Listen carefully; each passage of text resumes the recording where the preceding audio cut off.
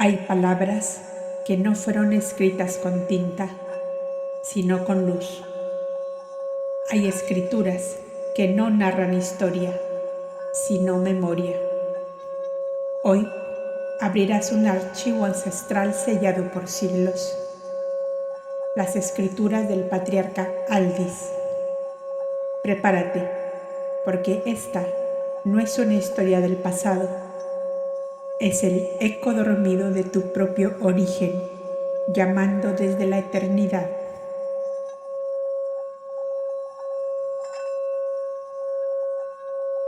Bienvenidos a Voces de la Biblioteca Upasica.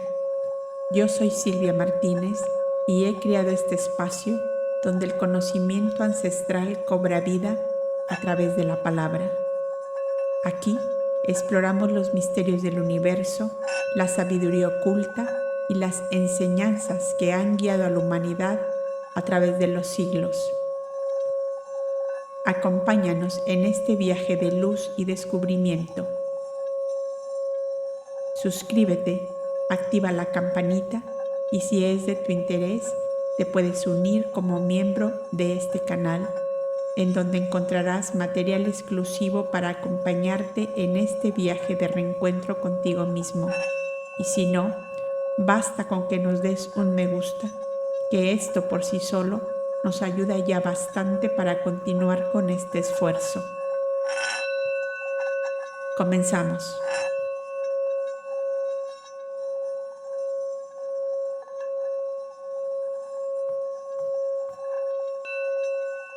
Las escrituras del patriarca Aldis. 2 días después, Yasua se dejaba envolver por la suave ternura del hogar paterno, que se sintió rebosante de dicha al cobijarle de nuevo bajo su vieja techumbre. El lector adivinará los largos relatos que como una hermosa filigrana de plata se destejía alrededor de aquel hogar pleno de paz y honradez, de sencilla fe y de inagotable piedad. Yasua era para todos el hijo que estudiaba la divina sabiduría para ser capaz de hacer el bien a sus semejantes. Se figuraban que él debía saberlo todo y las preguntas le acosaban sin cesar. Solo Miriam, su dulce madre, le miraba en silencio, sentada junto a él, y parecía querer descubrir con sus insistentes miradas si la vida se lo había devuelto tal como le vio salir de su lado. Su admirable intuición de madre encontró en la hermosa fisonomía de su hijo algo así como la leve huella de un dolor secreto y profundo, pero nada dijo por el momento, esperando sin duda estar a solas con él para decírselo. El joven maestro, que había en verdad alcanzado a desarrollar bastante sus facultades superiores y sus poderes internos, también percibió cambio en sus familiares más íntimos. Joseph, su padre, aparecía más decaído y su corazón funcionaba irregularmente. Cualquier pequeño incidente le producía visible agitación. Josué había adelgazado mucho y tenía una marcada apariencia de enfermo del pecho. Ana estaba resplandeciente con su ideal belleza de efigie de cera. Su tío Jaime, que tan intensamente le amaba, había venido desde Canaán para encontrarse a su llegada. Sus hermanos mayores, ya casados, acudieron con algunos de sus niños aún, para que Yasua les dijera algo sobre su porvenir. La eterna ansiedad de los padres por saber anticipadamente si sus retoños tendrán vida próspera y feliz. Tú que eres un profeta en ciernes, debes saber estas cosas, le decían medio en broma y medio en serio. Yasua, acariciando a sus sobrinos, decía jovialmente tratando de complacer a todos sin decir necedades.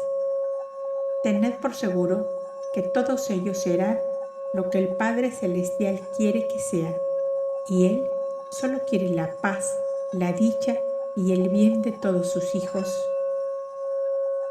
Y cuando pasada la cena fueron retirándose todos a sus respectivas moradas, quedaron por fin solos junto a la mesa Miriam, el tío Jaime y Yosuelín, para los cuales Yashua tuvo siempre confidencias más íntimas, y el alma grande y buena del futuro Redentor de humanidades fue abriendo sus alas lentamente, como una blanca garza que presintiera cerca las caricias del sol y los suaves efluvios de brisas perfumadas, de jazmines y madreselvas.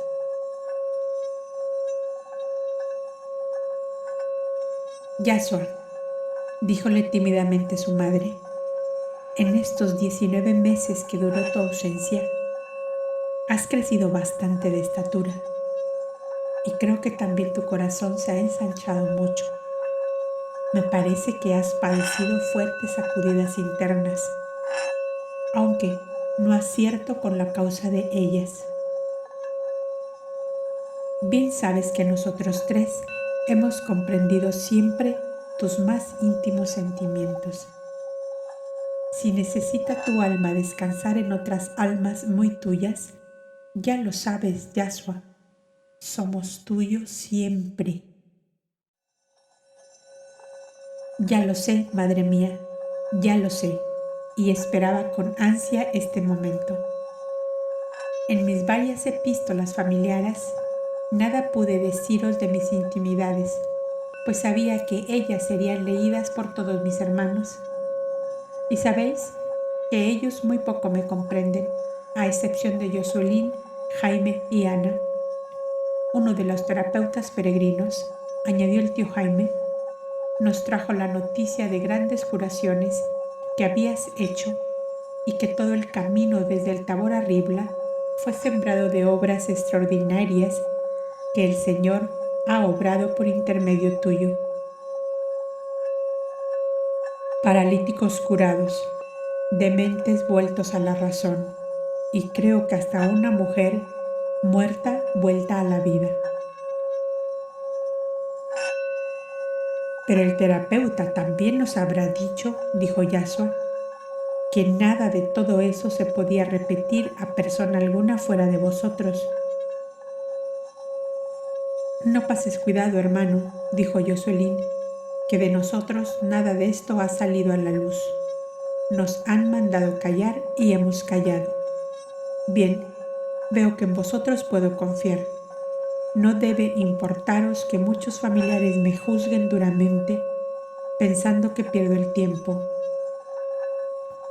No, eso no lo piensan por el momento, Yashua, intervino Miriam, porque todos esperan en que tú serás el que des brillo y esplendor a la familia, como muchos de los profetas del pasado.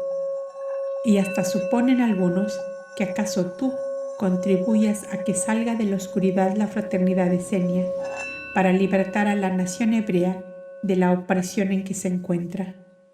Y otros esperan, añadió Jaime, que seas tú mismo el Salvador de Israel. Y me consta que le han hecho grandes averiguaciones a tu padre. ¿Y él qué ha contestado? Sencillamente que tú estudias para ser un buen terapeuta en bien de tus semejantes, y les ha quitado toda ilusión de grandezas extraordinarias. En efecto, contestó Yashua, lo que el Señor hará de mí no lo sé aún. Yo me dejo guiar de los que por hoy son mis maestros y me indican cuál es mi camino. Confieso que por mí mismo solo una cosa he descubierto, y es que, por mucho que hagan todos los espíritus de buena voluntad por la dicha de los hombres, aún faltan algunos milenios de años para que ese sueño pueda acercarse a la realidad. Tal sucederá cuando el bien haya eliminado el mal. Y hoy el mal sobre la tierra es un gigante más grande y más fuerte que Goliat. Pero una piedrecilla de David le tiró a tierra, dijo Yosuelín, como para alentar a Yashua en su glorioso camino. Sí, es verdad. Sí, es verdad. Y Dios hará surgir de entre rebaños de ovejas o de las arenas del desierto el David de la hora presente, añadió Jaime. Así lo dicen los papiros con sus leyendas de los siglos pasados, contestó Yahshua. La humanidad terrestre fue desde sus comienzos esclava de su propia ignorancia y del feroz egoísmo de unos pocos. Y en todas las épocas, desde las más remotas edades, Dios encendió lámparas vivas en medio de las tinieblas. Como los profetas de Israel, los hubo en todos los continentes, en todos los climas y bajo todos los cielos. Y el alma se entristece profundamente cuando ve el desfile heroico de mártires de la verdad y del bien que dieron hasta sus vidas por la dicha de los hombres, y aún ahora el dolor hace presa de ellos.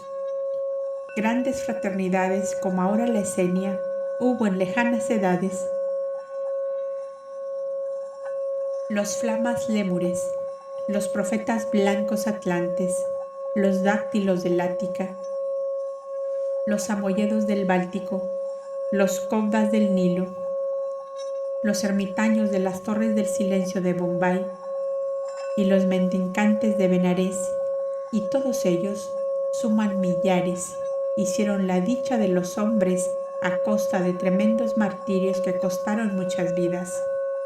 Pero esa dicha fue siempre efímera y fugaz, porque la semilla del mal germina en esta tierra tan fácil y rápidamente, cuanto con lentitud y esfuerzo germina la buena simiente. ¿Qué falta, pues, para que ocurra lo contrario?, interrogó Jaime. Falta, tío Jaime, más sangre de mártires para abonar la tierra y más lluvia de amor para fecundar la semilla, contestó Yahshua con la voz solemne de un convencido. Creedme que entrar en el templo de la divina sabiduría es abrazarse con el dolor, con la angustia suprema de querer y no poder llegar a la satisfacción del íntimo anhelo de encontrar la dicha y la paz para los hombres. Los emisarios de Dios de todas las épocas han marcado el camino, mas la humanidad, en su gran mayoría, no quiso seguirlo y no lo quiere aún hoy. Por eso vemos un mundo de esclavos sometidos a unos pocos ambiciosos audaces, que pasando sobre cadáveres han escalado las cimas del poder y del oro, y desde allí dictan leyes opuestas a la ley divina, pero favorables a sus intereses y conveniencias. No es solo Israel que soporta el humillante dominio de déspotas extranjeros. Toda la humanidad es esclava, y aun cuando sea de la misma raza el que gobierna los países que forman la actual sociedad humana. Durante más de un milenio, los cobdas del Nilo en la prehistoria hicieron sentir brisas de libertad y de paz en 3 continentes. Pero la humanidad se enfurece un día de verse dichosa, aniquila a quienes tuvieron el valor de sacrificarse por su felicidad y se hunde de nuevo en sus abismos de llanto, de crimen y de horror. ¿Adivinabas, madre, que he padecido en mi ausencia? Es verdad, y seguiré padeciendo por la inconsciencia humana que ata las manos a los que quieren romper para siempre sus cadenas. Piensa, hijo mío, que tu juventud te lleva a tomar las cosas con un ardor y vehemencia excesivos. ¿Acaso eres tú culpable de la dureza de la humanidad para escuchar a los enviados divinos? Madre, si tuvieras unos hijos que sin querer escucharte se precipitan en abismos sin salida, ¿no padecerías tú por la dureza de su corazón? Seguramente, pero eran mis hijos, parte de mi propia vida, mas tú padeces por la ceguera de seres que en su mayoría no conoces ni has visto nunca. Madre, ¿qué has dicho?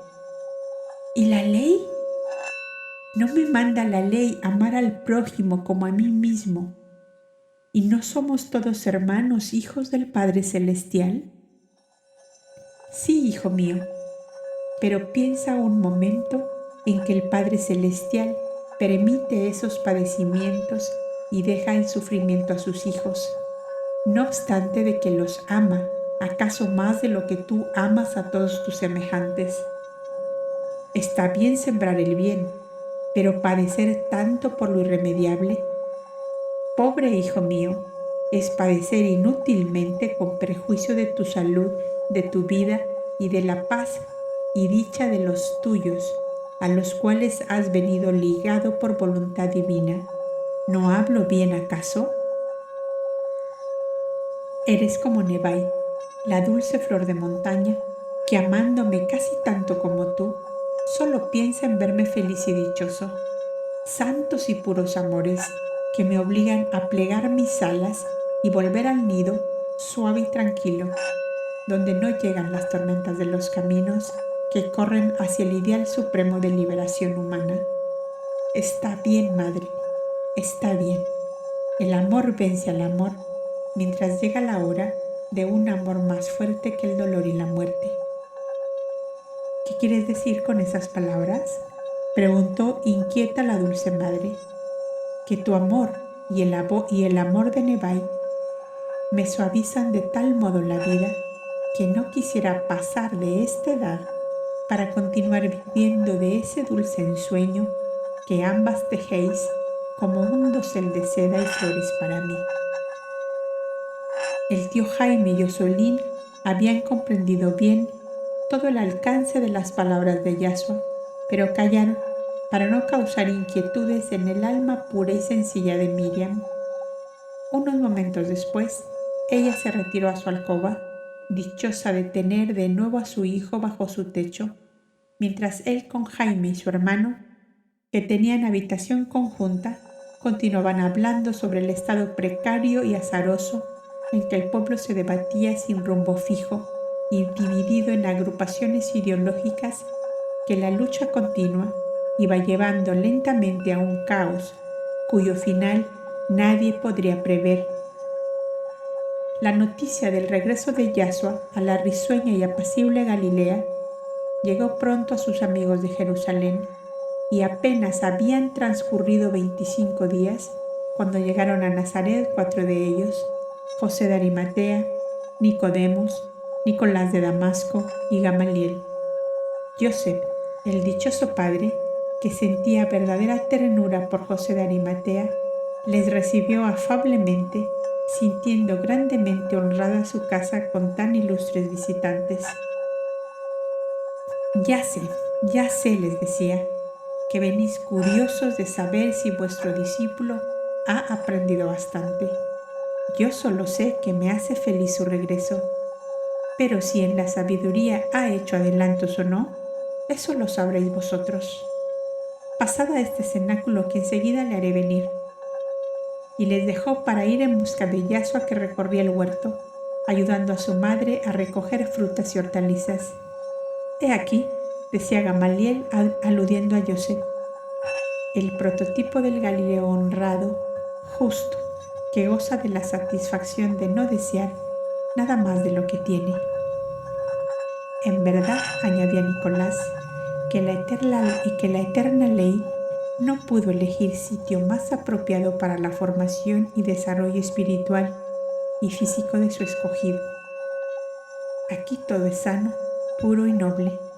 Difícilmente se encontraría un corazón perverso en Galilea. En cambio, nuestro Jerusalén es como un nidal de víboras, añadió Nicodemos, observador y analítico por naturaleza. ¿Y habéis pensado a qué se deberá este fenómeno?, interrogó José de Arimatea. Tengo observado, contestó Nicodemos, que los sentimientos religiosos muy exaltados hacen de una ciudad cualquiera un campo de luchas ideológicas que degeneran luego en odios profundos y producen la división y el caos. Y creo que esto es lo que pasa en Jerusalén. Justamente, afirmó Gamaliel, la exaltación del sentimiento religioso oscurece la razón y hace al espíritu intolerante y duro, aferrado a su modo de ver y sin respeto alguno para el modo de ver de los demás. Además, dijo Nicolás, los hierosolímitanos se creen la flor innata de la nación hebrea y miran con cierta lástima a los galileos y con desprecio a los samaritanos, que ni siquiera se dan por ofendidos de tales sentimientos hacia ellos. Aquí llega nuestro Yahshua, dijo José de Arimatea, adelantándose hacia él y abrazándole antes que los demás. Pero estás hecho un hombre, le decía, mirándole por todos lados. ¿Querías que siguiera siendo aquel parvulito travieso que os hacía reír con sus diabluras? Preguntaba sonriendo Yahshua, mientras recibía las demostraciones de afecto de aquellos antiguos amigos, todos ellos de edad madura. Y así que terminaron los saludos de práctica, iniciaron la conversación que deseaban. Quien mayor confianza tenía en la casa era José de Arimatea, y así fue que él la comenzó. Bien sabes, Yahshua, dijo, que nuestro grado de conocimiento de las cosas divinas nos pone en la obligación de ayudarte en todo y por todo a desenvolver tu vida actual con las mayores facilidades posibles en este atrasado plano físico. Y cumpliendo ese sagrado deber, aquí estamos, Yahshua, esperando escucharte para formar nuestro juicio. Continuáis, por lo que veo, pensando siempre que yo soy aquel que vosotros esperáis, dijo con cierta timidez Yahshua, mirando con delicado afecto a sus 4 interlocutores. Nuestra convicción no ha cambiado absolutamente nada, dijo Nicodemos. Todos pensamos lo mismo, añadió Nicolás. Cuando la evidencia se adueña del alma humana, no es posible la vacilación ni la duda, afirmó por su parte Gamaliel. ¿Tú no has llegado aún a esta convicción, Yahshua?, le interrogó José. No, dijo secamente el interrogado. Aún no he visto claro en mi yo íntimo. Siento a veces en mí una fuerza sobrehumana que me ayuda a realizar obras que pasan el nivel común de las capacidades humanas. Siento que un amor inconmensurable se desata en mi fuero interno como un vendaval que me inunda de una suavidad divina, y en tales momentos me creo capaz de darme todo en aras de la felicidad humana. Mas todo esto pasa como un relámpago y se desvanece en el razonamiento que hago de que todo aquel que ame a su prójimo como a sí mismo en cumplimiento de la ley sentirá sin duda lo mismo. Las escrituras sagradas nos dicen de hombres justos que, poseídos del amor de Dios y del prójimo, realizaron obras que causaron gran admiración en sus contemporáneos. Esto lo sabéis vosotros mejor que yo. Vuestros maestros esenios, ¿cómo es que no os han llevado a tal convicción?, preguntó Gamaliel. Porque esta convicción, según ellos, no debe venir a mí del exterior, o sea, del convencimiento de los demás, sino que debe levantarse desde lo más profundo de mi yo íntimo. Ellos esperan tranquilamente que ese momento llegue, más pronto o más tarde, pero llegará. Yo participo de la tranquilidad de ellos y no me preocupo mayormente de lo que seré, sino de lo que debo ser en esta hora de mi vida. Un jovenzuelo que estudia la divina sabiduría y trata de desarrollar sus poderes internos lo más posible, a fin de ser útil y benéfico para sus hermanos que sufren. Magnífico, Yahshua, exclamaron todos a la vez.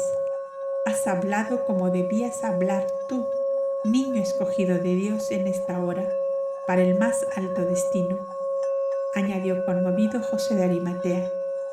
¿Y qué impresiones has recibido en este viaje de estudio?, interrogóle Nicodemos. Algunas buenas. A propósito, os he traído algo que creo os gustará mucho. Veamos, Yahshua, dilo. He tomado para vosotros copias de fragmentos de prehistoria que creo que no conocéis.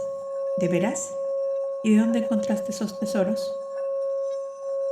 Yahshua les refirió que un viejo sacerdote de Homero, encontrado en Ribla, le había obsequiado con un valioso archivo que, según los esenios, venía a llenar grandes vacíos en las antiguas crónicas conservadas por ellos. ¿Y esas copias de qué tratan?, preguntó Nicolás. Ponen en claro muchos relatos que las escrituras sagradas de Israel han tratado muy ligeramente. ¿Acaso por falta de datos o porque en los continuos éxodos de nuestro pueblo, tantas veces cautivo en países extranjeros, se perdieron los originales? Por ejemplo, nuestros libros sagrados dedican solo unos pocos versículos a Adán, a Eva y a Abel, y no mencionan ni de paso a los pueblos y a los personajes que guiaron a la humanidad en aquellos lejanos tiempos. Bien veis que salta a la vista lo mucho que falta para decir en nuestros libros. Adán, Eva, Abel y Caín no estaban solos en las regiones del Éufrates, puesto que ruinas antiquísimas demuestran que todo aquello estaba lleno de pueblos y ciudades muy importantes. ¿Quién gobernaba esos pueblos? ¿Qué fue de Adán? ¿Qué fue de Eva? ¿Qué fue de Caín? Si la escritura atribuida a Moisés llama a Abel el justo amado, sería por grandes obras de bien que hizo. ¿Qué obras fueron esas? ¿Y quiénes fueron los favorecidos por ellas? Nuestros libros solo dicen que fue un pastor de ovejas. Pero no podemos pensar que por solo cuidar ovejas, Moisés le llamara el justo amado de Dios. Mis copias del archivo sacadas para vosotros explican todo lo que falta a nuestros libros sagrados, que aparecen truncos sin continuidad ni hilación lógica en muchos de sus relatos. Sería un agravio a Moisés pensar que fuera tan deficiente y mal hilvanada la historia escrita por él sobre los orígenes de la civilización adámica. Yo creo que vosotros estaréis de acuerdo conmigo sobre este punto. Los 4 interlocutores de Yahshua se miraron con asombro de la perspicaz y buena lógica con que el joven maestro defendía sus argumentos. Bien razonas, Yahshua, dijo José de Arimatea, y por mi parte estoy de acuerdo contigo, tanto más cuanto que hace años andaba yo a la busca de los datos necesarios para llenar los vacíos inmensos de nuestros libros, que en muchas de sus partes no resisten a un análisis por ligero que sea. Perfectamente, añadió Gamaliel, estoy encantado de vuestra forma de razonar, pero creo que estaréis de acuerdo conmigo que es ese un terreno en el cual se debe entrar con pies de plomo. No olvidéis que nuestro grande y llorado Hillel perdió la vida en el suplicio por haber removido esos escombros y haber dejado al descubierto lo que había debajo de ellos. Y en pos de Hillel muchos otros que corrieron igual suerte, dijo Nicolás.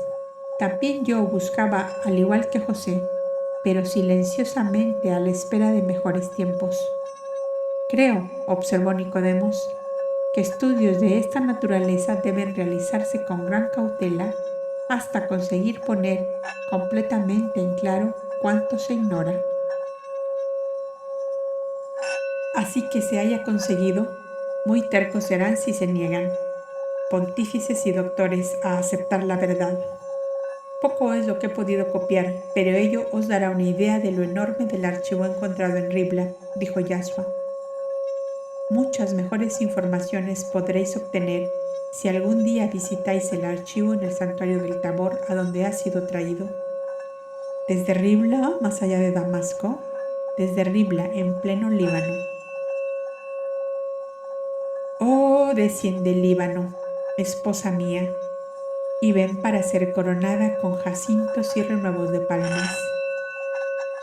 Recitó solemnemente Nicodemos, parodiando un pasaje de los Cantares. Del Líbano tenía que bajar la sabiduría, porque ella busca las cumbres a donde no llegan los libertinos y los ignorantes. Empiezo a entusiasmarme, Yahshua, con ese archivo, y desde luego propongo que vayamos cuanto antes a visitarlo. Como gustéis. ¿Cuándo regresas tú al Tabor?, interrogó José. Aún no lo sé, pues dependerá de especiales circunstancias de mi familia, y como apenas he llegado, Sí, comprendo. Pongámonos de acuerdo y cuando tú decidas volver allá, nos mandas un aviso y alguno de nosotros irá contigo. ¿Qué os parece? Muy bien, José. Elijamos de entre nosotros los que deben ir. Yo estoy dispuesto y tengo el tiempo suficiente, dijo Nicolás de Damasco. Y yo igualmente, añadió Nicodemos. Pero habrá que llevar intérprete, pues no sé si las lenguas en que aparezcan los papiros serán de nuestro dominio. Por esa parte no hay dificultad, observó Yashua. En el Tabor hay actualmente 10 ancianos escogidos en todos los santuarios para servirme de instructores, y entre ellos hay traductores de todas las lenguas más antiguas, y actualmente ellos están haciendo las traducciones necesarias. Bien, quedamos en que irán al archivo Nicolás y Nicodemos. Convenido, contestaron ambos. Ahora, Yashua, tráenos tus copias y explícanos, pequeño maestro, como tú lo comprendes, le dijo José afablemente. Mientras yo hablaré con tus padres para ver si es posible hospedarnos aquí por 3 o 4 días que pensamos permanecer. Yo tengo unos parientes cercanos, dijo Nicolás, y pernoctaré allí. Y yo soy esperado por el Hasán de la sinagoga, que es hermano de mi mujer, añadió Gamaliel. Entonces Nicodemos y yo seremos tus huéspedes, Yashua, dijo José, saliendo del cenáculo juntamente con él para entrevistarse con Miriam y José. José de Arimatea y Nicodemos eran familiares, pues recordará el lector que están casados con 2 hijas de Lía, la honorable viuda de Jerusalén que ya conocemos. Y poco después de la comida del mediodía, en el modesto cenáculo de Joseph, el honrado artesano de Nazaret, se formó como una minúscula aula donde los 4 ilustres viajeros, venidos de Jerusalén, el tío Jaime y Josolín, escuchaban a Yashua que leía su copia de fragmentos del archivo y hacía los más hermosos y acertados comentarios. Tomé copia, dijo Yashua, de la parte final de la actuación de Adán y Eva y de Abel su hijo, sacrificado por la maldad de los hombres. Fue lo que mayor interés me despertó, porque no lo dicen nuestros libros y yo lo ignoraba por completo. Adán y Eva no fueron los rústicos personajes que nos figuramos, sino figuras descollantes en esa civilización neolítica, y a su hijo Abel lo llaman esas escrituras el hombre luz.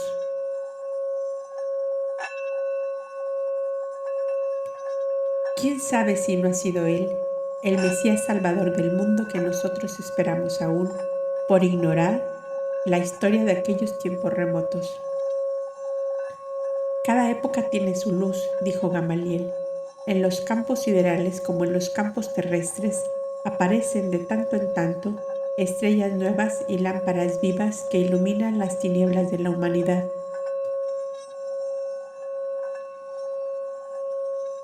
Sí, es verdad, afirmó Nicodemos. Bien pudo ser Abel el Mesías de aquella época, como puede ser Yashua el Mesías de la hora presente. Este guardó silencio, se inclinó sobre su copia como si solo esto le absorbiera el pensamiento, y luego de unos instantes dijo: uno de los 10 instructores que tengo en el Tabor permaneció 14 años en la gran biblioteca de Alejandría por orden de la fraternidad de Senia, y allí, en unión de nuestro gran hermano de ideales, Filón, han extraído cuanto allí encontraron para los fines que se buscan, que como todos lo sabéis, es el poner en claro los orígenes del actual ciclo de evolución humana, porque ni en las escrituras sagradas hebreas, ni en las persas, ni en las indostánicas no se encuentra una verdadera historia que resista a un buen análisis. Es verdad, dijo Gamaliel, todo aparece brumoso, cargado de simbolismo y de fantasías hermosas si se quiere, pero que no están de acuerdo ni con la razón ni con la lógica. Y es necesario, añadió Nicolás, que al comenzar el ciclo venidero, la humanidad nueva que ha de venir encuentre la verdadera historia de su pasado, a fin de que la oscuridad no la lleve a renegar de unos ideales que no le merecen fe, pues que están edificados sobre castillos de ilusiones propias solo para niños que no han llegado a usar la razón.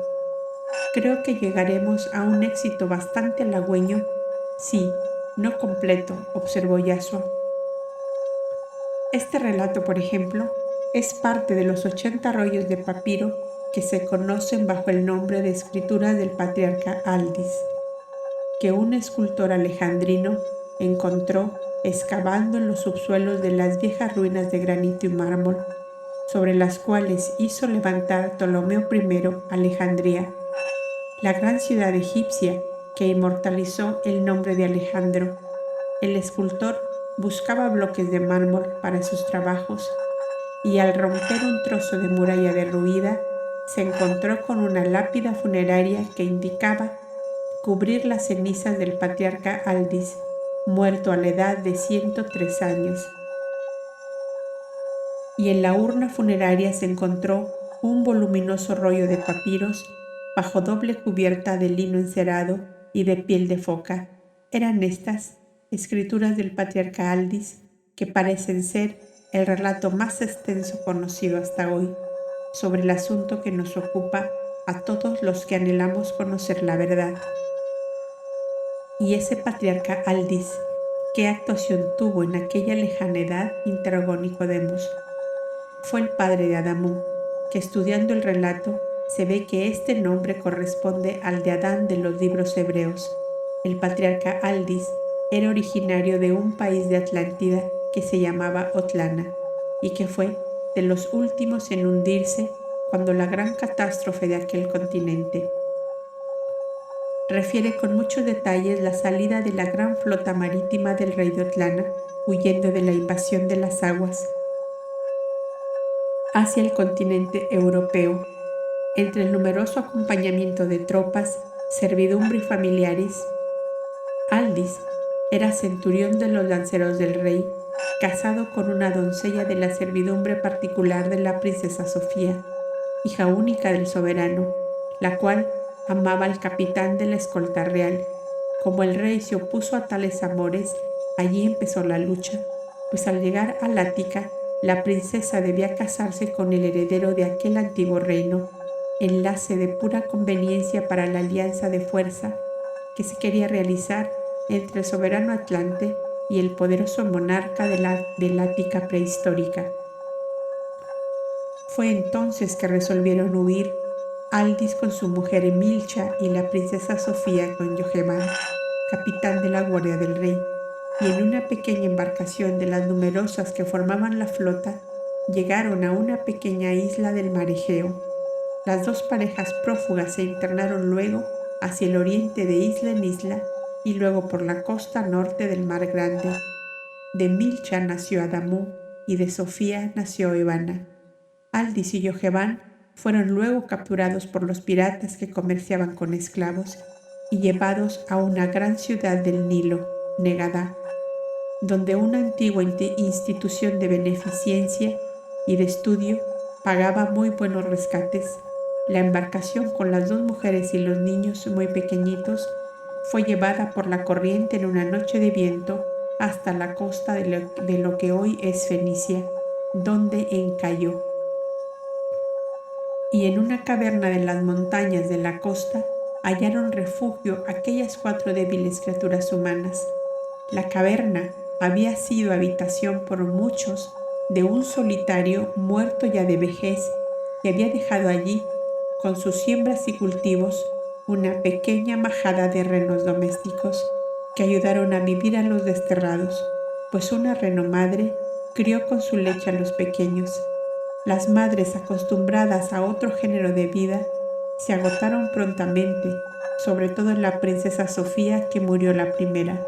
Poco después murió Milcha, y los 2 niños de muy pocos años quedaron solos con la majada de renos, viviendo de los peces que arrojaban las olas a la costa y de las frutas y legumbres secas almacenadas por el solitario.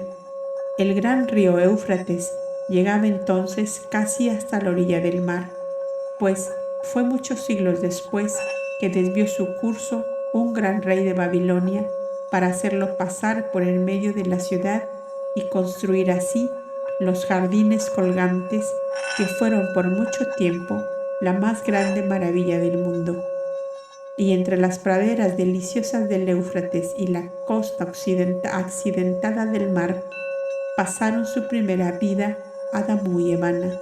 Allí fue que encontraron a Caíno en una barquilla abandonada con su madre muerta, lo cual ocurría con mucha frecuencia en esclavas que huían por los malos tratamientos o esposas secundarias que no soportaban el despotismo de la primera esposa.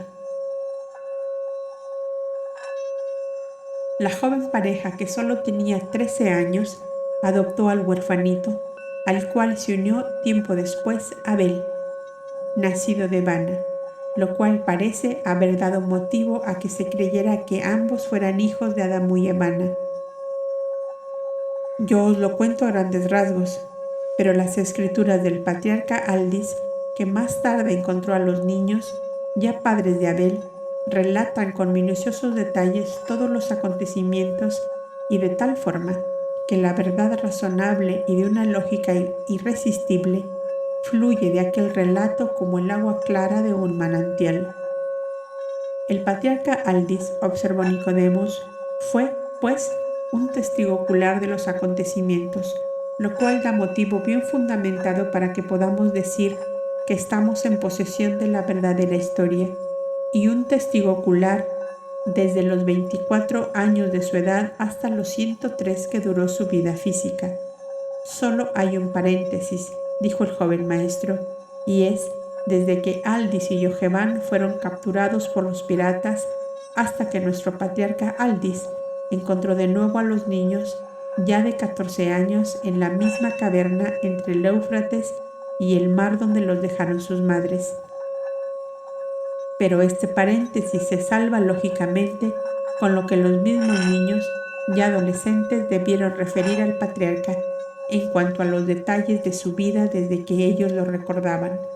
Además, el mismo patriarca Aldis hace referencia en el primer papiro a un tierno y conmovedor relato escrito por la princesa Sofía en su propia lengua atlante, el cual refiere detalladamente la vida que ambas mujeres hicieron en la caverna desde que sus esposos fueron cautivos. La princesa lo escribió para que los niños supieran su origen y lo confió a Milcha, madre de Adamú, que la sobrevivió varios años.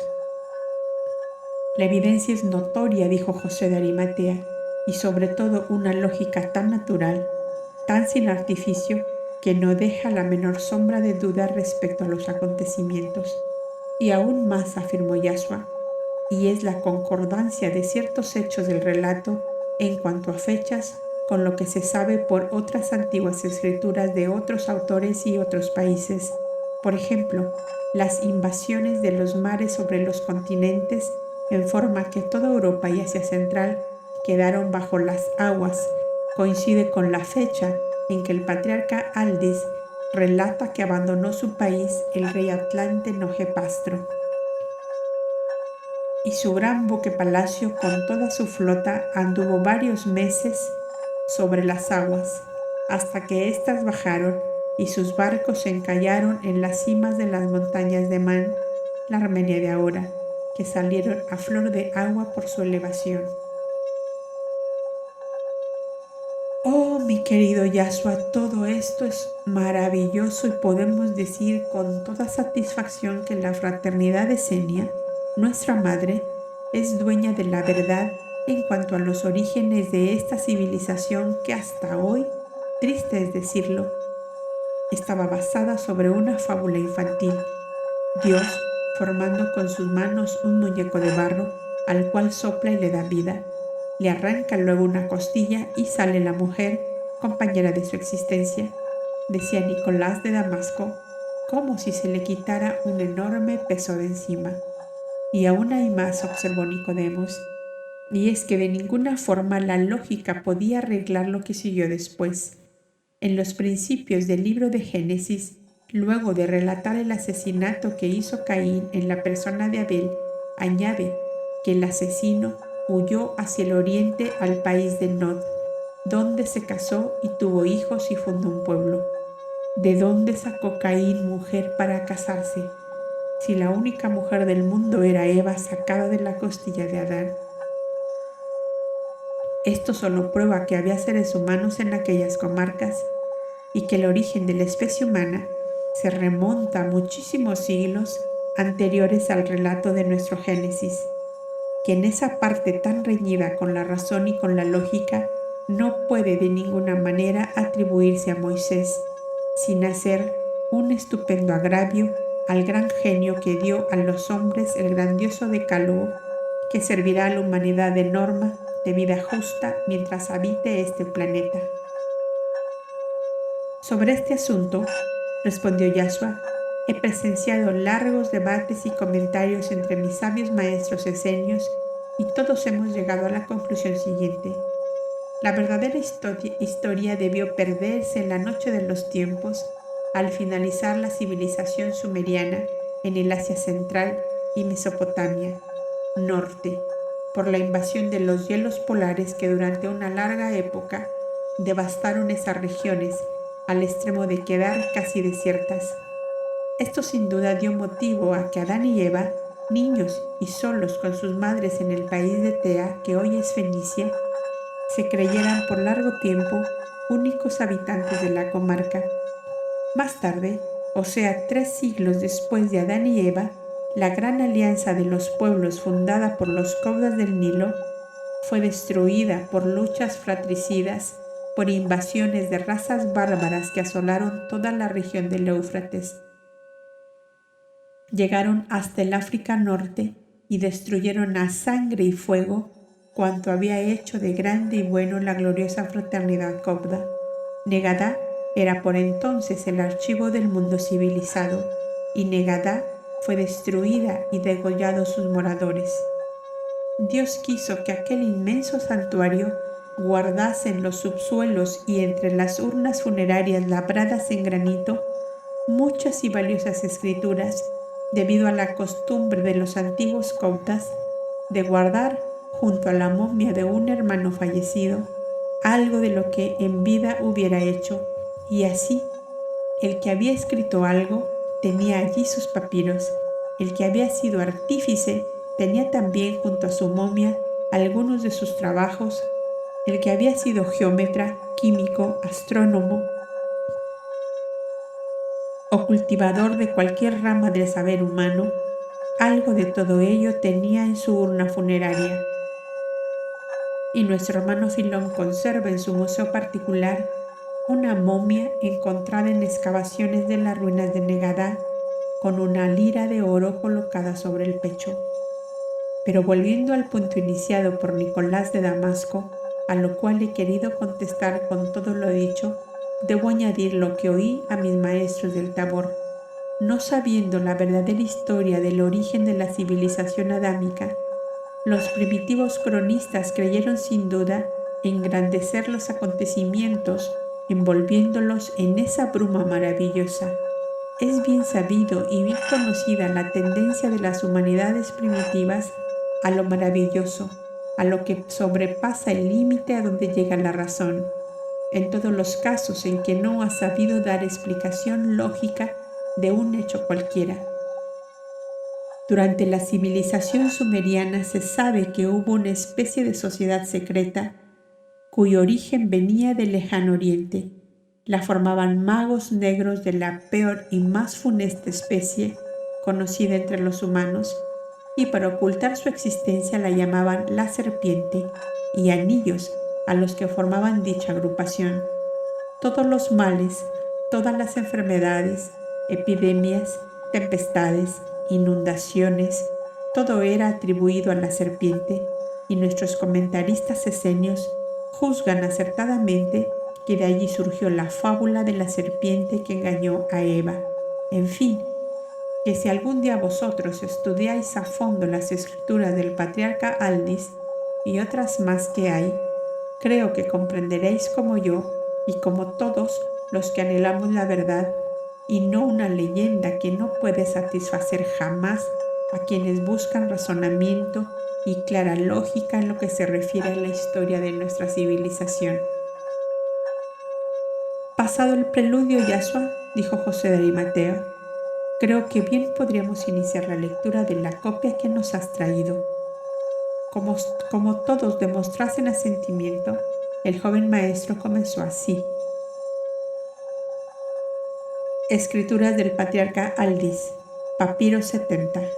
Refiere la muerte del Tidalá de la Gran Alianza, Boindra, y su reemplazo por el joven Abel, llamado el Hombre Luz. Una ola inmensa de paz y de justicia se extendía desde los países del Nilo, por las costas del Mar Grande, y hacia el oriente en las tierras bañadas por el gran río Éufrates y sus afluentes, y hacia el norte hasta el Ponto Euxino y el mar de hielo, el Báltico, y hasta las faldas de la cordillera del Cáucaso. A 3 continentes había llegado la influencia de los hombres de la toga azul, entre los cuales había bajado como una estrella de un cielo lejano, el ungido del Altísimo, para elevar el nivel moral y espiritual de la humanidad. 2 centenares de pueblos se habían unido al influjo de un hombre, mago del amor, el incomparable Boindra, genio organizador de sociedades humanas, entre las cuales desenvolvió su misión Abel, el hombre luz, hijo de Adamo y Evana. Una larga vida había permitido a Boindra recoger el fruto de su inmensa siembra, y la fraternidad humana era una hermosa realidad en los países a donde había llegado la ley de la Gran Alianza, esa hora magna del genio y del amor, puestos al servicio de la gran causa de la unificación de pueblos, razas y naciones. Boindra, anciano ya y cargado más que de años de merecimientos, veía terminada su labor. Veía a su bisnieto Abel, retoño de Evana, hija de su hijo Yoheván, que se levantaba como un joven roble, pleno de savia, de fuerza y de genio, y sonreía lleno de noble satisfacción. Veía a su nieta Evana, ya llegada a los 40 años, apoyada en Adamú, su compañero de la niñez, que había respondido ampliamente a la educación recibida de las matriarcas copdas, y eran regentes de los pabellones de los reyes, escuelas-templos donde se formaba la juventud de los países aliados. ¿Qué más podía desear? ¿Qué le faltaba por hacer? El Altísimo había fecundado todos sus esfuerzos, dado vida real a todos sus anhelos de paz y fraternidad humana, y nadie padecía hambre y miseria en toda la extensión de la Gran Alianza. Y por fin, como un halo de luz orlando su cabeza, veía a su fiel compañera Ada, que circunstancias especiales pusieron a su lado, como una aurora de placidez que ahuyentaba todas las sombras, como un fresco rosal plantado inesperadamente en su camino, como un don de Dios a su corazón solitario, y rebosante su alma de dicha y de paz, con los ojos húmedos de emoción, decía la frase habitual del copda agradecido a la divinidad: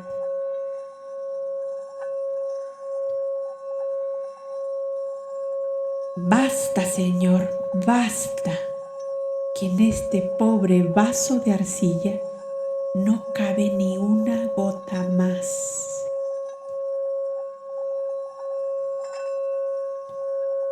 Y haciendo un postrer saludo con ambas manos a todos cuantos le amaban y a la muchedumbre que le aclamaba desde la gran plaza del santuario, se retiró del ventanal porque ya la emoción le ahogaba y se sentó ante su mesa de trabajo, donde durante tantas noches y tantos días había dado vida a sabias y prudentes leyes, a combinaciones ideológicas grandiosas, a sus sueños de paz y fraternidad entre los hombres. Y su alma, que ya desbordaba, se vació sobre un papiro de su carpeta, el último papiro que debía grabar.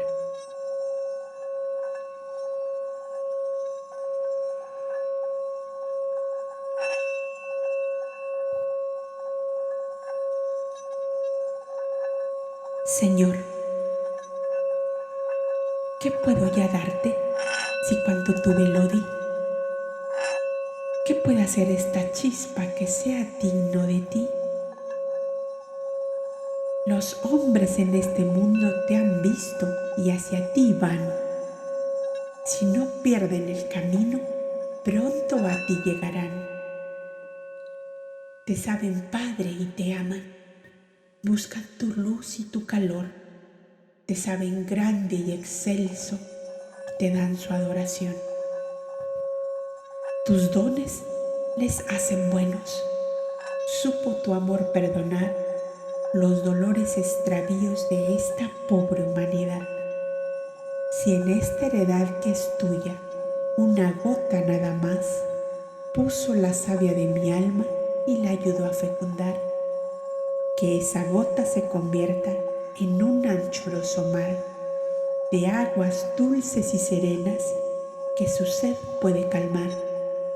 Si un solo grano de arena mi débil mano aportó para el castillo encantado de los que buscan tu amor,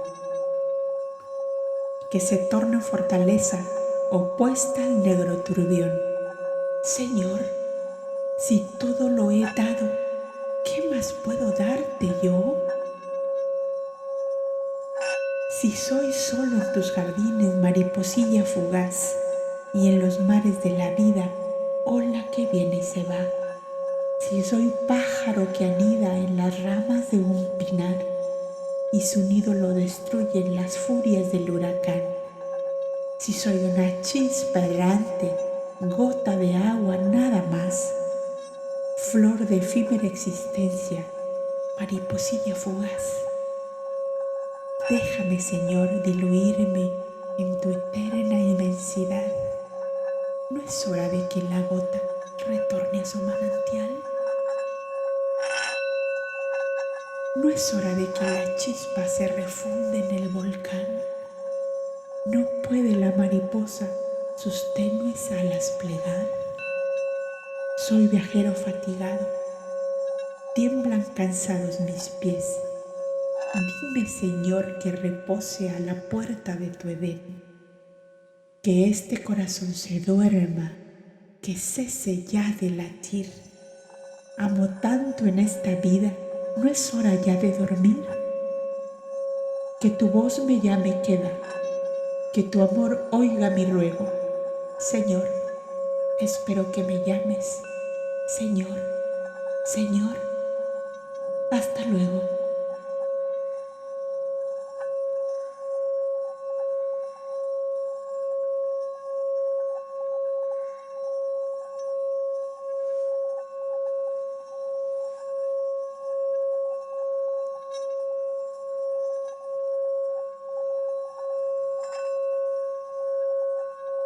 El anciano, por cuyo noble y hermoso semblante corrían lágrimas de emoción, tomó su lira para cantar en ella a media voz las estrofas que había escrito, pero la voz divina que había evocado tan intensamente le llamó en ese instante. La noble cabeza coronada de cabellos blancos se inclinó pesadamente sobre aquella lira de oro, ofrenda de sus amigos, y en la cual tanto había cantado a todo lo grande y bello que encontró en su vida. Así murió Boindra, el mago del amor, de la fe, de la esperanza, siempre renovada y floreciente. Así murió ese genial organizador de naciones, de razas, de pueblos, que sin echar por tierra límites ni barreras, supo encontrar de la paz y la dicha humana en el respeto mutuo de los derechos del hombre, desde el más poderoso hasta el más pequeño, desde el más fuerte hasta el débil. Bien puede decirse que fue Boindra quien puso los cimientos del templo augusto de la fraternidad humana, delineada ya desde lejanas edades por el Espíritu Luz, instructor y guía de esta humanidad.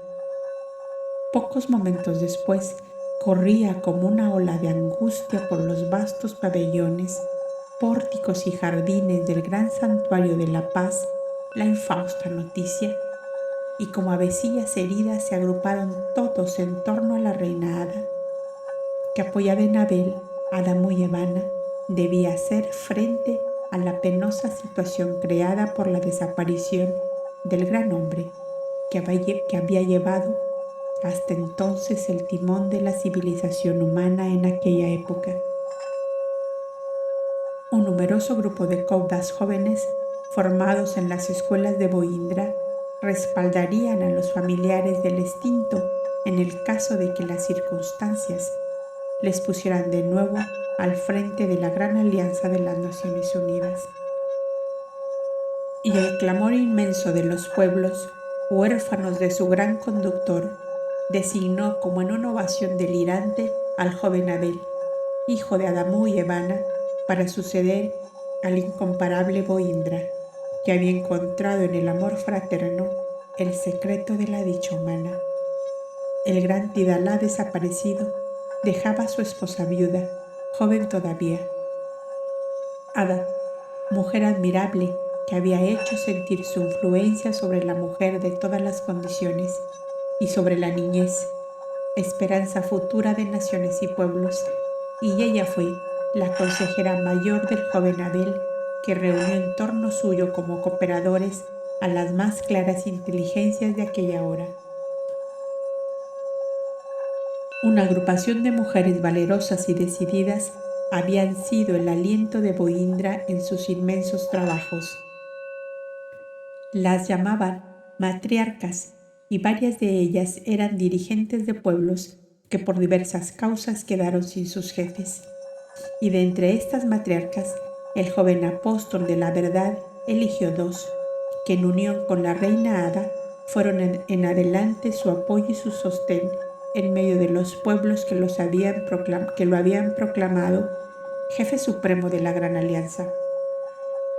Estas mujeres fueron Valquiria de Kifauser, soberana de los países del norte entre el Ponto Eusino y el Cáucaso, y Solania de Van, matriarca de corta agua y de todo el norte africano, desde los países del Nilo hasta la Mauritania.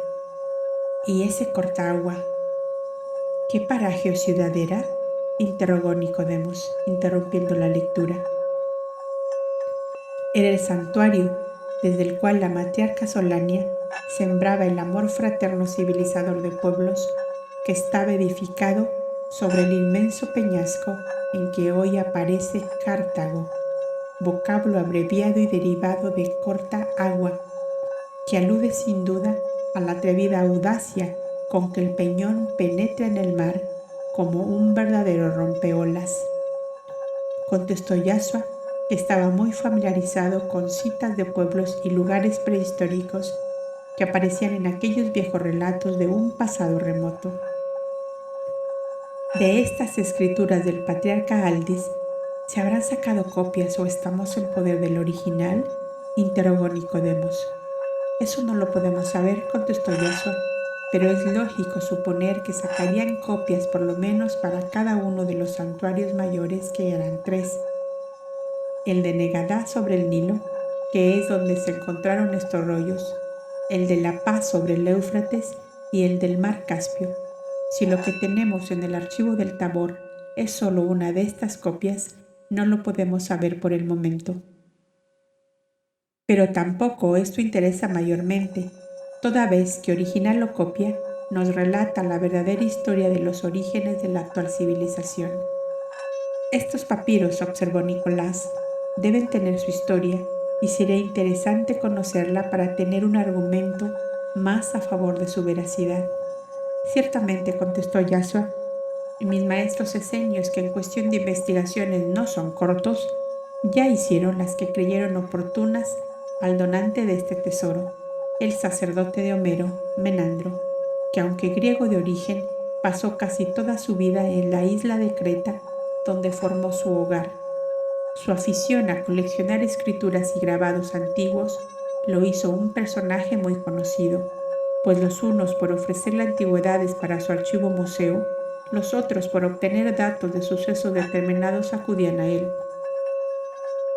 Como es apasionado de Homero, su ilustre sucesor en la búsqueda de datos para reconstruir la vida del gran poeta griego, fue que Menandro se entregó con toda su alma a la adquisición de cuanta escritura o grabado antiguo se le ofrecía, Tenía agentes para este fin en distintas ciudades, y él cuenta que un buen día se le presentó una joven llena de angustia porque atravesaba por una terrible situación.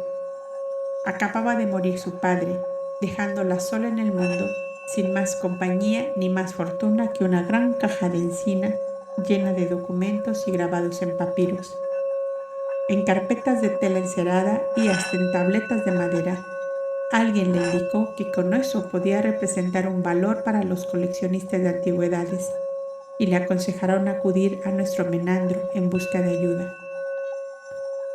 Tanto se interesó por la caja de encina que no solo compró, sino que tomó a esa joven por esposa y fue la madre de los 2 únicos hijos que tiene.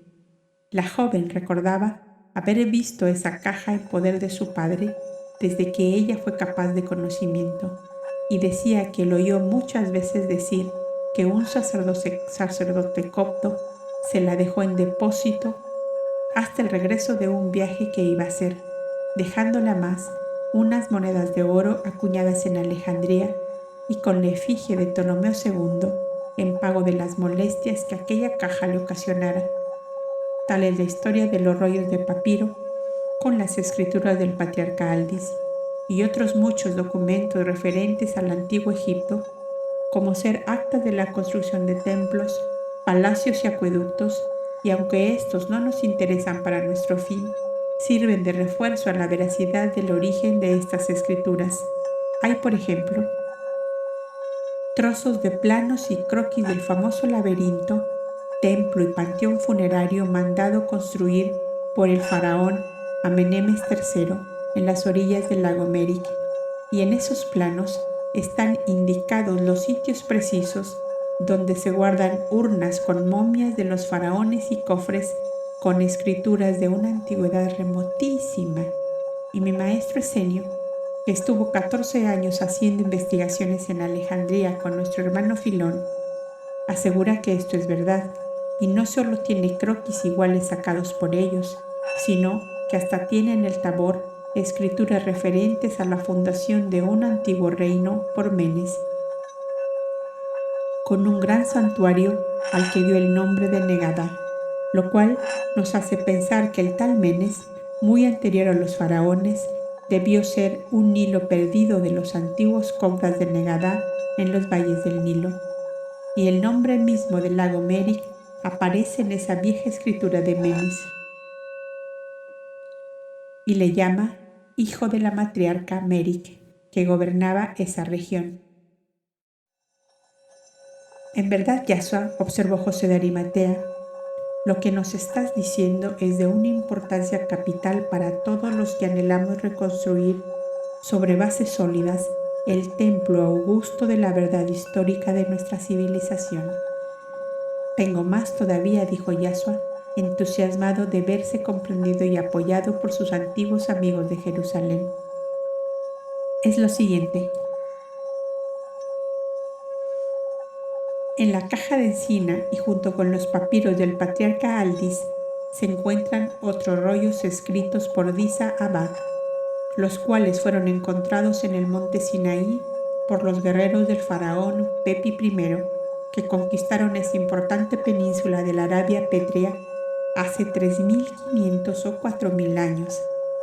El hallazgo fue hecho en una gruta sepulcral perdida entre las ruinas de una ciudadela o fortaleza de una antigüedad que no se puede precisar con fijeza.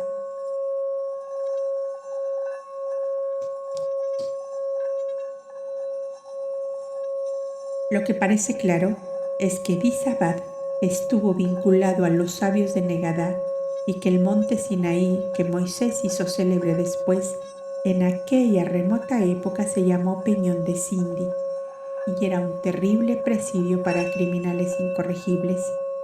Y al narrar Disabad parte de su vida en aquel presidio, hace referencias de paso al pángrave Aldis que, acompañando a su nieto Abel, estuvo en aquel paraje. Menciona asimismo los nombres de Boimbra, de Adamú y Evana y de otros personajes a los cuales debió él la reconstrucción de su propia vida. Esta escritura aunque para nosotros no tiene la gran importancia de la otra, la refuerza y confirma admirablemente, dándole vida real, lógica continuada. Verdaderamente, Yashua nos trae un descubrimiento formidable, dijo Nicolás, y tan entusiasmado estoy que hasta se me ocurre que debemos abrir una aula para explicar la historia de nuestra civilización. Pero no en Jerusalén, por favor, objetó entre serio y risueño Gamaliel. A Jerusalén le tengo pánico en esta clase de asuntos. Jerusalén solo es buena para asesinar profetas y sabios y para degollar por miles los toros en el templo y negociar luego con sus carnes. En Jerusalén no, pero podría ser en Damasco, mi tierra natal, observó Nicolás.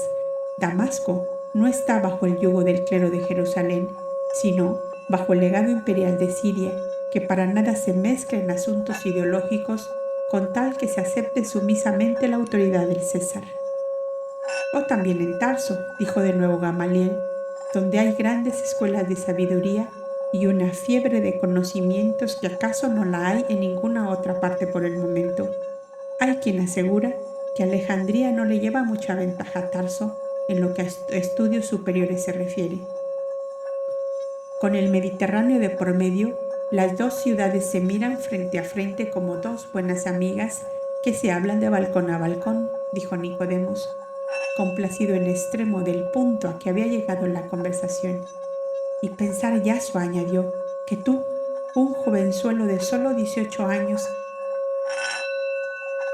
habías de ser el conductor de este hilo de oro que nos pone en contacto con una verdad que muchos hombres han muerto buscándola sin poder encontrarla entre los escombros formados por la ignorancia y el fanatismo de las masas embrutecidas. Prefieren comer y dormir tranquilos antes que molestarse removiendo ruinas para encontrar la verdad.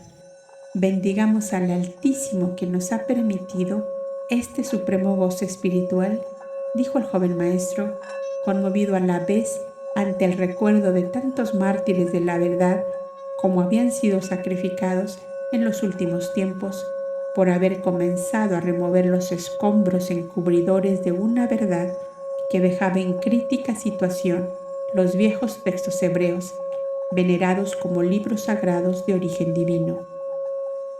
Aquí había llegado la conversación cuando Joseph se presentó en el cenáculo anunciando que era la hora de la cena, y Ana, ayudada por Josuelín y Yashua, comenzaron los preparativos sobre la gran mesa central, donde, hasta hacía un momento, estuvieron diseminadas las copias con que Yashua obsequiaba a sus amigos.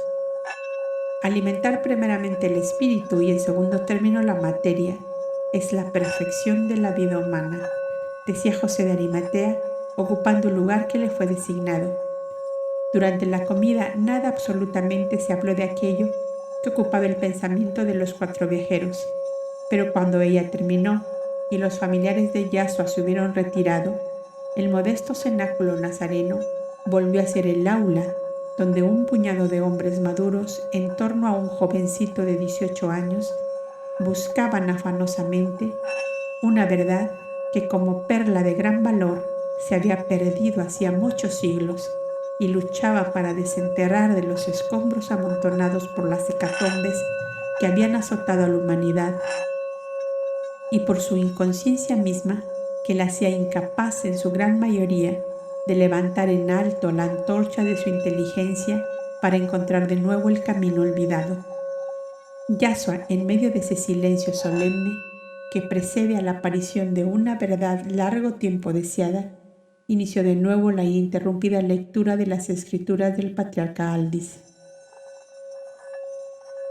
Los países de los 3 continentes que formaban la Gran Alianza de Naciones Unidas se vieron conminados desde el Éufrates por sus representantes ante la sede central del Consejo Supremo, establecido hacía 25 años en el Gran Santuario de la Paz, en la llanura hermosa y fértil entre el Éufrates y el Hildekell, poco antes de reunirse ambos ríos en el vigoroso delta que desemboca en el Golfo Pérsico.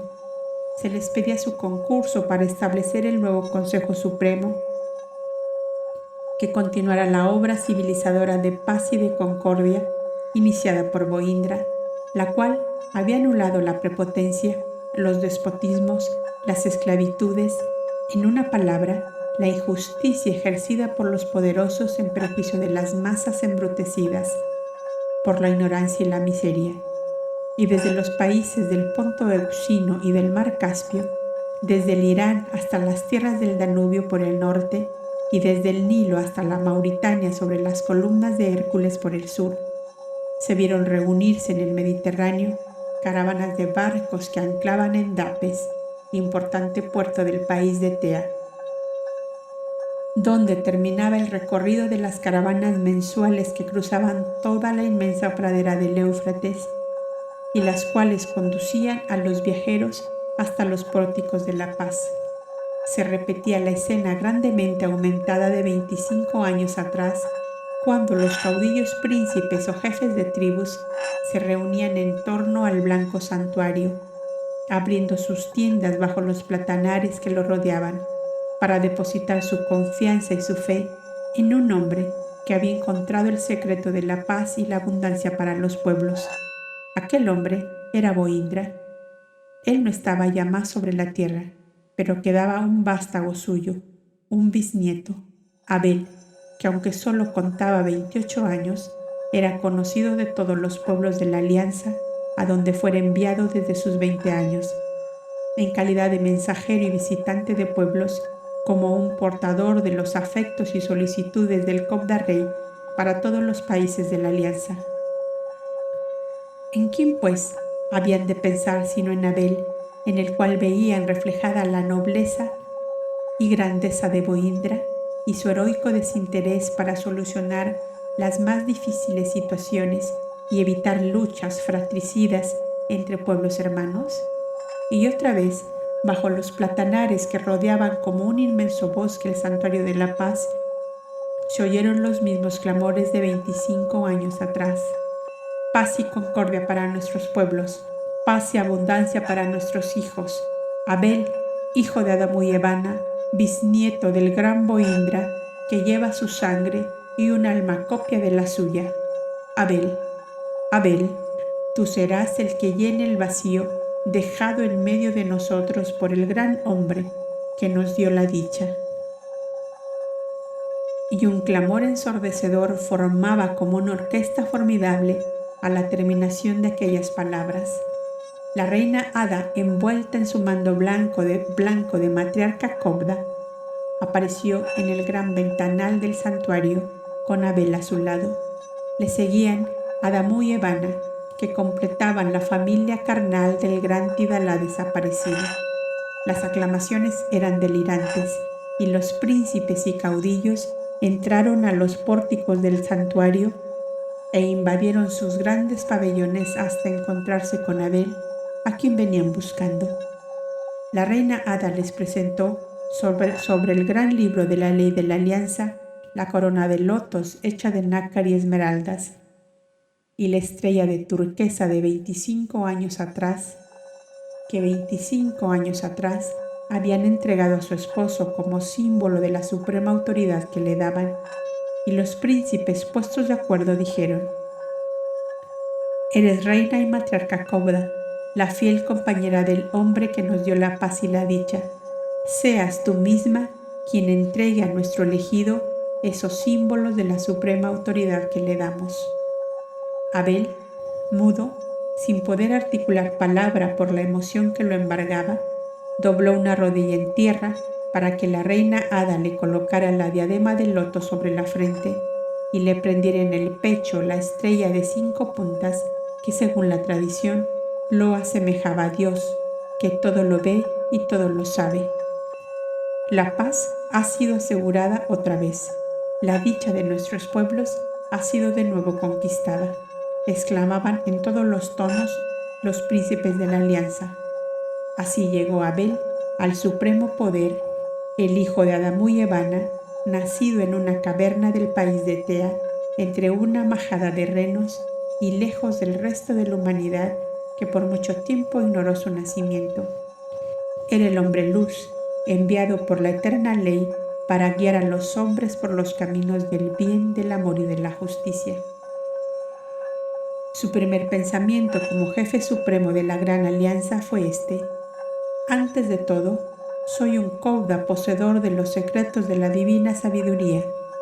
Y este pensamiento lo envolvió todo como un nimbo de luz y de amor que lo condujo hasta el pabellón de la reina Ada, a la cual encontró de pie junto al sarcófago de su rey muerto, tiernamente ocupada en ordenarle la blanca cabellera que como una madeja de nieve coronaba su noble cabeza. Habían pasado los 70 días del embalsamiento acostumbrado. «Mi rey», le decía a media voz, mientras sus lágrimas caían suavemente como gotas de rocío sobre un manojo de rosas blancas. «Mi rey, ¿no pensaste sin duda en mí que quedaba sola en medio de pueblos y muchedumbres que me amaban por ti? Me acogiste bajo tu amparo a mis 14 años y en vez de la esclava que pensaba ser, me colocaste en un altar como una imagen de ternura a la cual diste el culto reverente de un amor que no tiene igual en la tierra. ¿Y ahora, mi rey?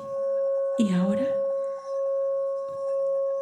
Ahora estoy yo, mi reina, a tu lado, como el hijo de tu rey, que te conservará para toda su vida, en el mismo altar en que él te dejó», dijo Abel desde la puerta de la cámara mortuoria. «¿Me permites pasar?»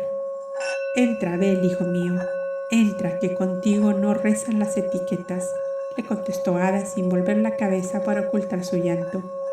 El joven Cauda entró y arrodillándose a sus pies le habló así: «Dos madres tengo en esta vida mía, tú y Evana, y así como mi primer pensamiento ha sido para ti, que el tuyo sea para mí, y que tu primer acto de reina viuda sea para adoptarme en este momento y ante el cadáver de nuestro rey como a un verdadero hijo, al cual protegerás con tu amor durante toda tu vida».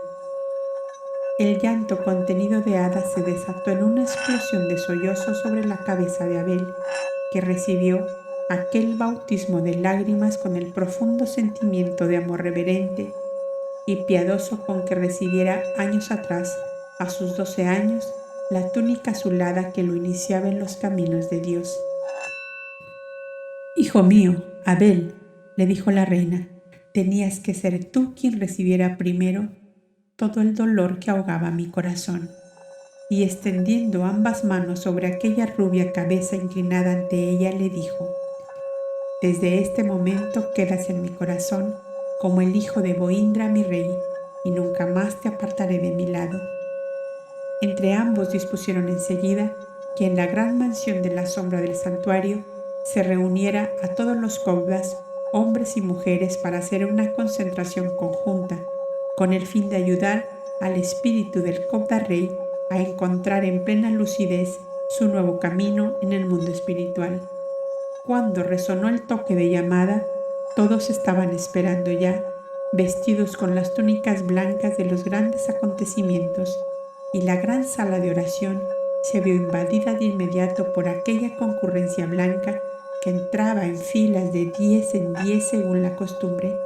Al final entró la reina Ada, envuelta en su blanco manto de matriarca Cauda, y detrás de ella Evana, Adamu y Abel. El que esto escribe ocupaba por entonces un lugar en el alto consejo de gobierno que había formado a su alrededor Boindra, y por ser el más anciano, de orden me correspondió ocupar el lugar del patriarca desaparecido. Mas un íntimo sentimiento de respeto hacia el dolor de la matriarca Ada me impidió hacerlo, y el lugar de Boindra quedó vacío a su lado. Sobre uno de los brazos del sillón estaba apoyada su lira, la que él usaba siempre para las melodías de la evocación.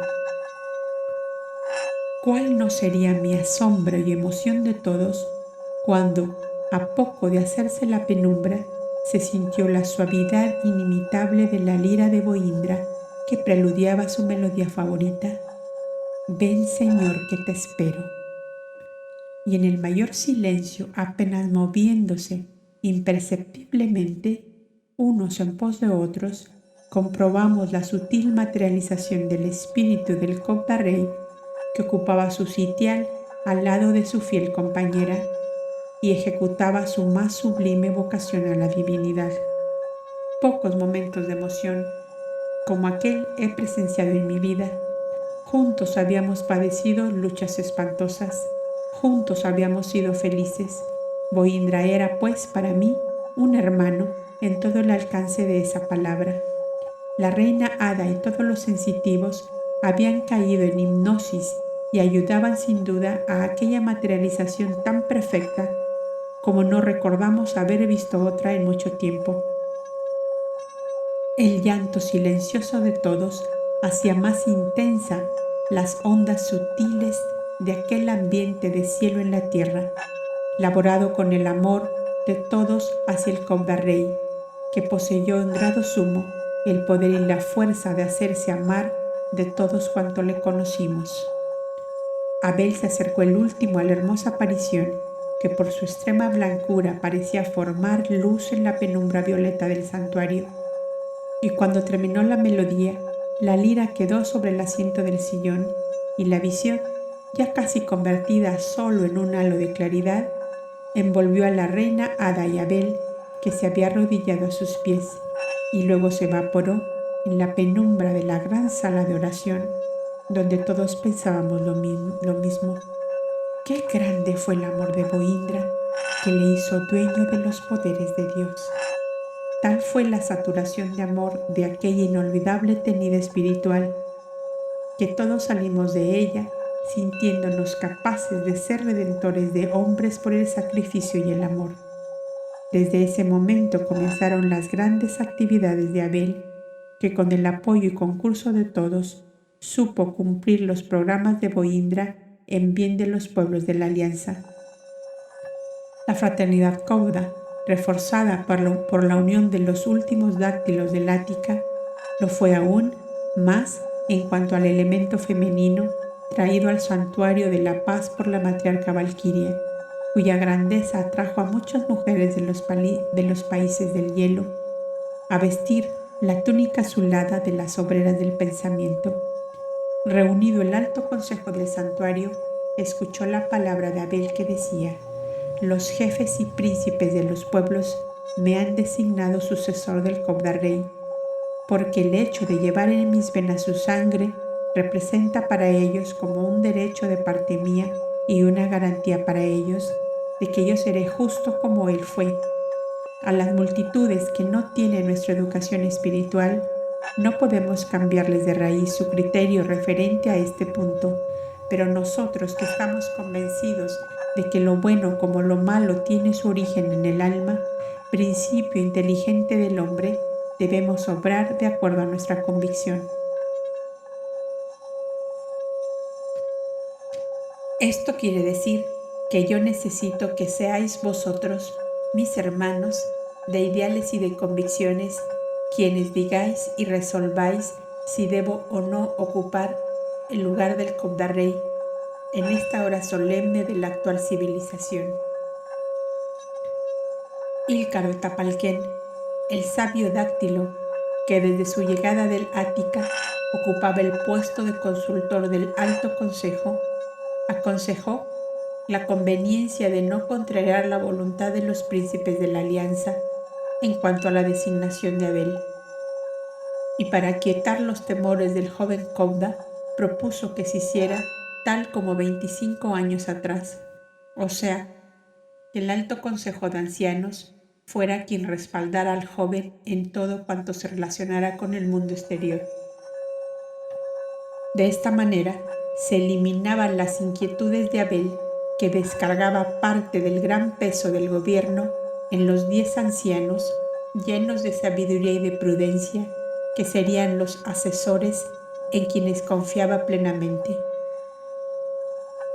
Esta solución propuesta por Ílcar fue aceptada por todos, aun cuando era indispensable que ante la gran alianza solo apareciera Abel como lazo de unión entre los pueblos de 3 continentes que lo habían proclamado jefe supremo en reemplazo de Bohindra.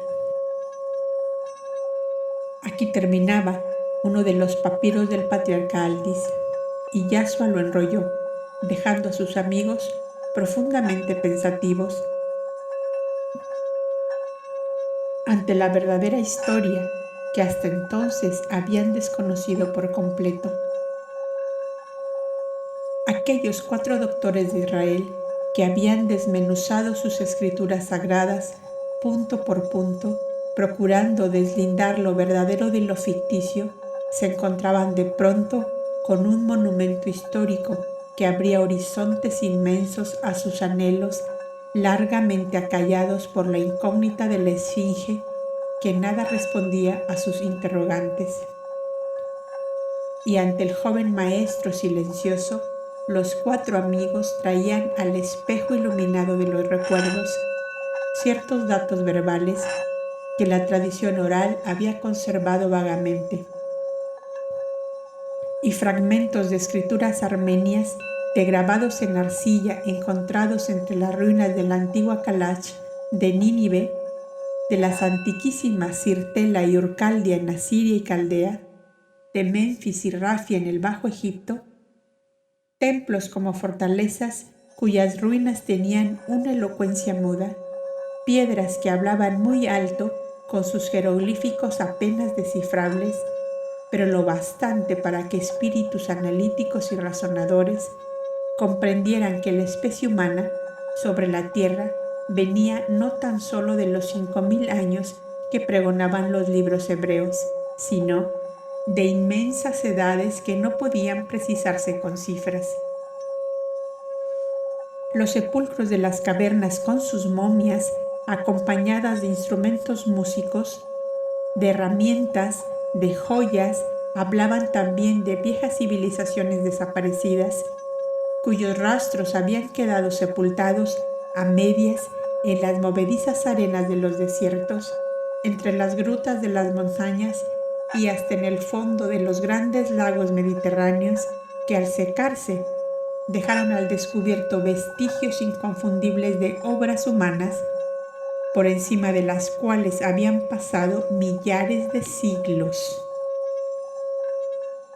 Millares de siglos.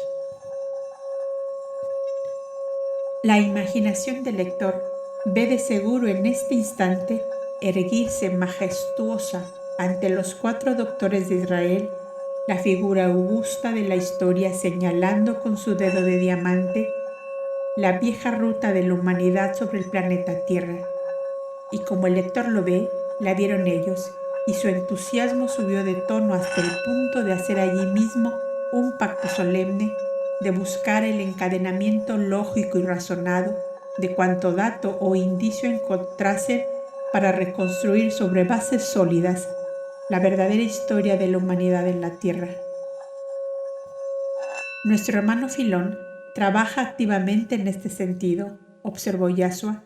Tiene una veintena de compañeros que recorren el norte de África en busca de esos rastros que vosotros deseáis también encontrar.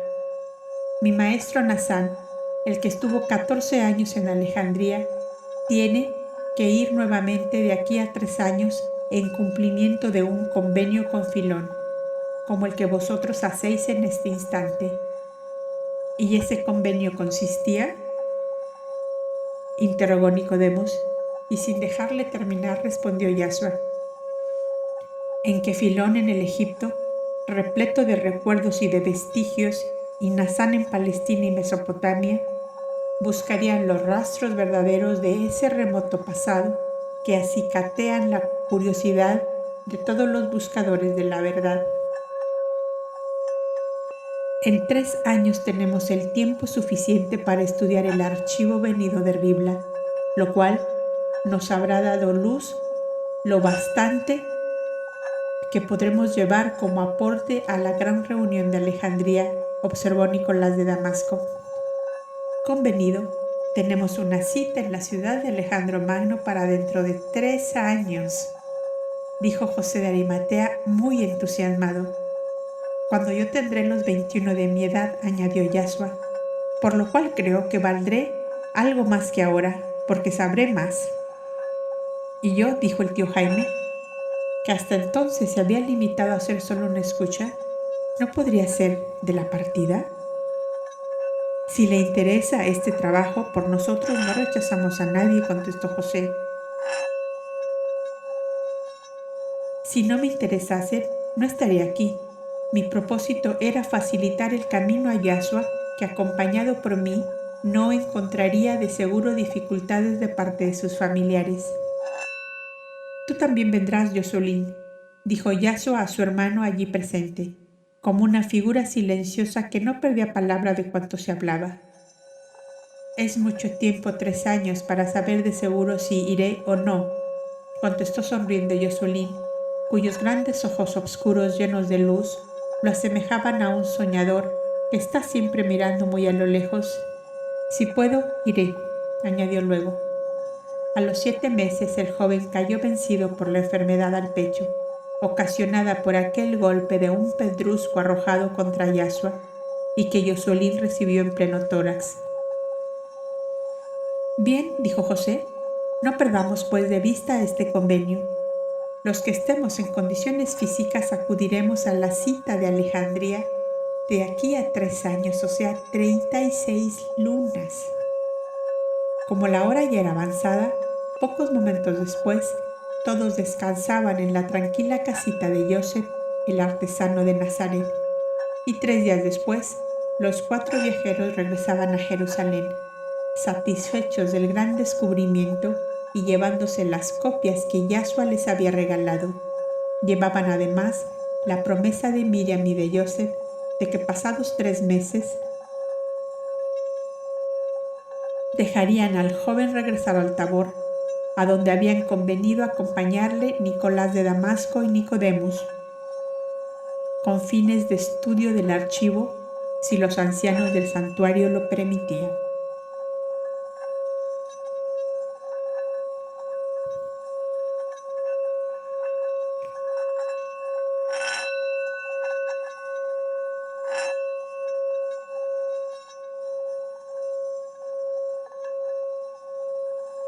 ¿Y tú, que me estás escuchando? ¿Has escuchado las voces de un linaje perdido? ¿Has sentido el pulso de un pasado que late aún en tu alma? Las escrituras del patriarca Aldis no son solo un relato, son la llave de un templo interior que solo tú puedes abrir, porque la historia verdadera no se hereda, se recuerda, y el Cristo que buscas no viene del futuro, viene de tus memorias más antiguas. Deja que esta verdad despierte el fuego estelar que habita en tu corazón.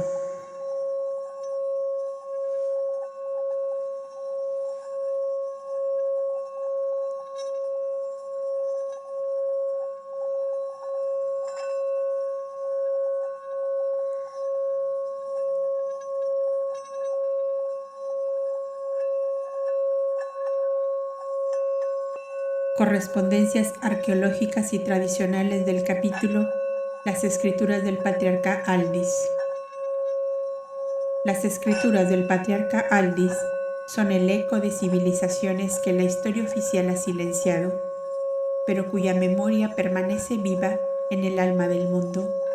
Los códices atlantes tallados en cristal solar, las tablillas sumergidas en las cámaras de Poseidonis, los pergaminos vibracionales de los caudas del Golfo Pérsico, los registros sagrados de la Fraternidad de la Paz, conservados en criptas etéricas.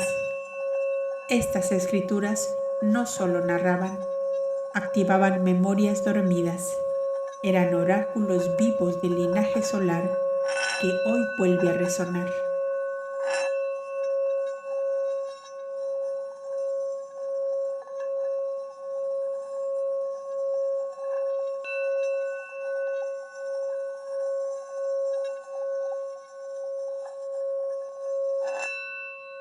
Puente con la historia sagrada del capítulo Las escrituras del patriarca Aldis.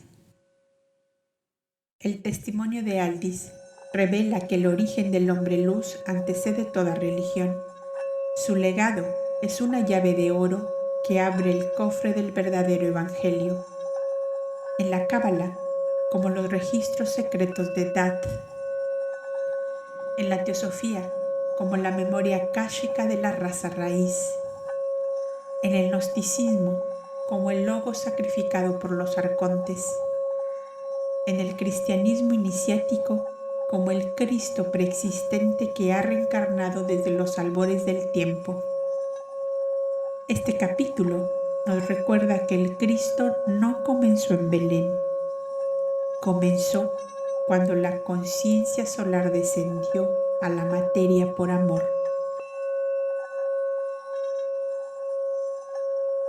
Y como dice el Zohar, el verdadero sabio no busca el origen del hombre, sino el origen de la luz en el hombre. Porque despertar esa luz es volver a escribir las escrituras del alma.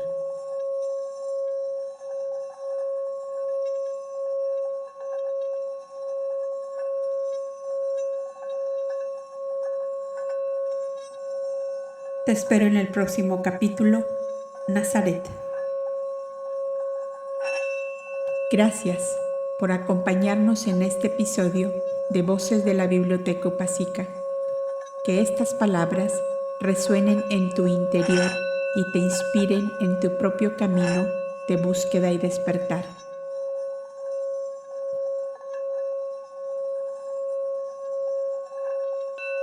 Y como decía la gran Madame Blavatsky, la mentira baja estrepitosamente por un plano inclinado, mientras la verdad sube penosamente cuesta arriba.